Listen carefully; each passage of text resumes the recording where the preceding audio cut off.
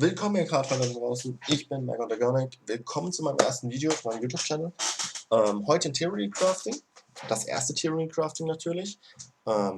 Erst einmal, was ist Theory Crafting? Theory Crafting ist ein Format, bei dem man sozusagen eine Idee jemandem erklärt oder man eine Idee argumentiert, die Sinn haben, also Sinn ergeben kann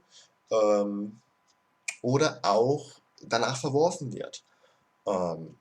Das heißt, sie muss nicht für euch zutreffen, aber ich finde, man sollte sie mal gehört haben, was ich euch heute erzähle. Heute in Theory Crafting 1 geht es um Draw Trigger. Draw Trigger im Standardformat, um genau zu sein. Was bedeuten Draw Trigger im Standardformat für uns? Im Vergleich zu G oder Premium haben wir im Standard das Problem, wir können keine Karten gezielt aus dem Deck suchen.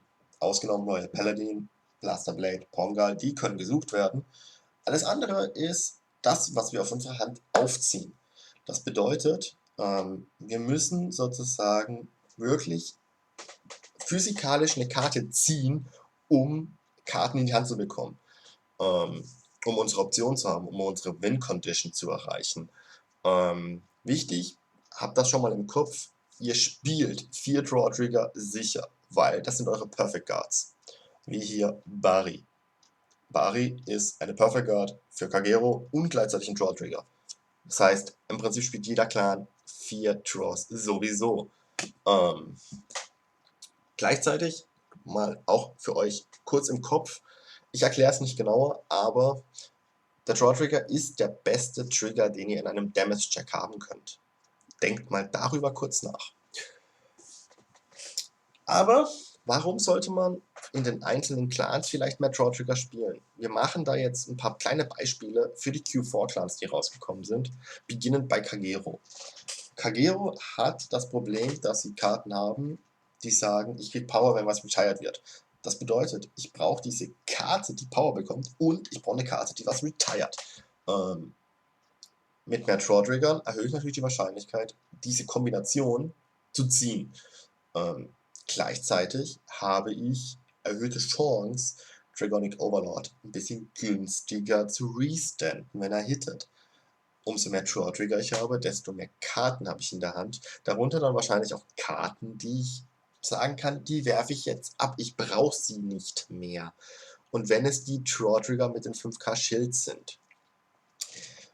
Ein anderer großer Vorteil, den ich für mich entschlossen habe, deswegen mehr Draws auch zu spielen, Waterfall im Protect Matchup. Wir brauchen Waterfall in einem Protect Matchup, um diesen Protect Gift zu annullieren. Weil es gibt nichts Schlimmeres, wie ich renne mit Overlord auf jemanden rein, 43.000, ich kann restanden, Perfect Guard. Okay, doof. Nächste Runde, 53.000, wenn ich hätte, restand ich, Protect Gift. Ey, komm schon. Das ist doof. Deswegen wollen wir Waterfall, um diese Sentinels zu töten. Das ist das Coole. Ich spiele bei meinem Kagero 8 Draws. Einfach mal kurz, um in den Raum zu werfen. Springen wir zu Nova Grappler. Nova Grappler gehört zum Axel-Clan.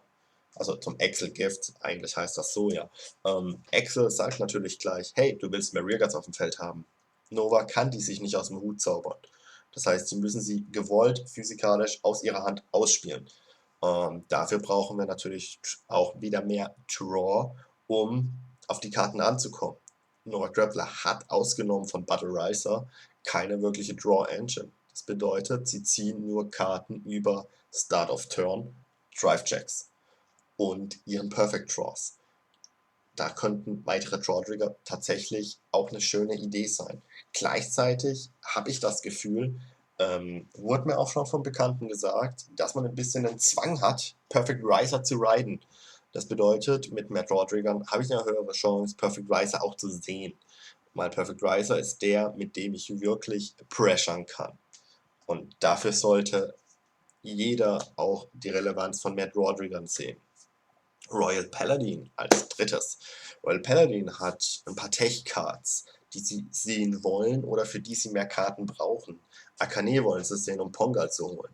Sie wollen Maron und möglicherweise, wenn man ihn spielt, allen wirklich effizient vernutzen. beide dieser brauchen mehr Karten, die man auch callen kann.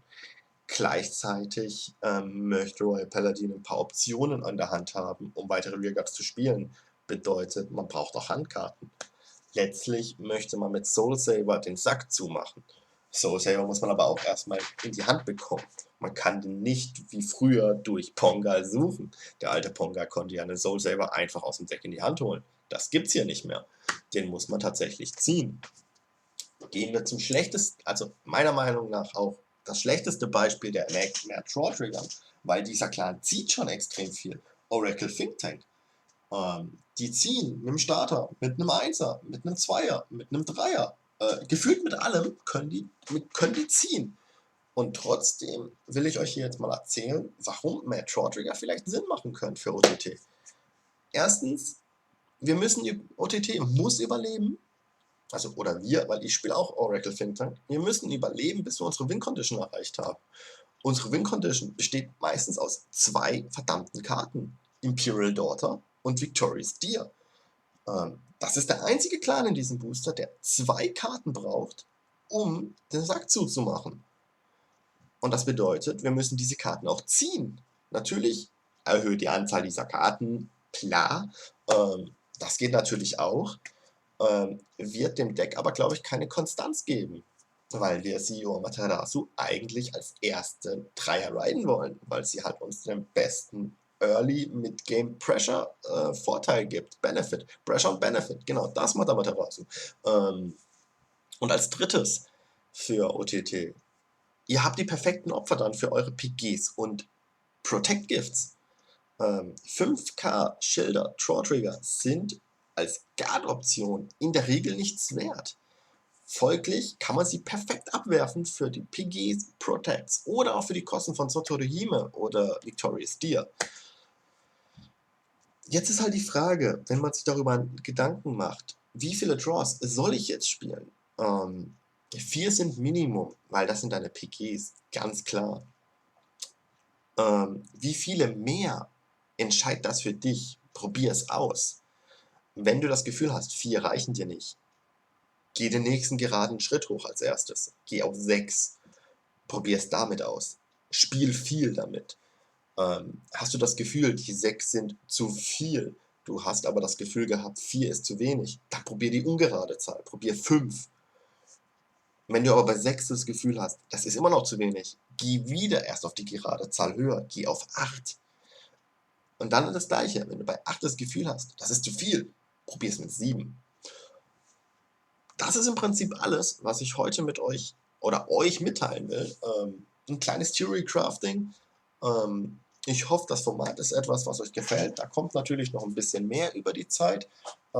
Wenn euch das Video gefallen hat und auch meine Art euch gefällt, gerne einen Daumen hoch. Abonnieren dürft ihr natürlich auch.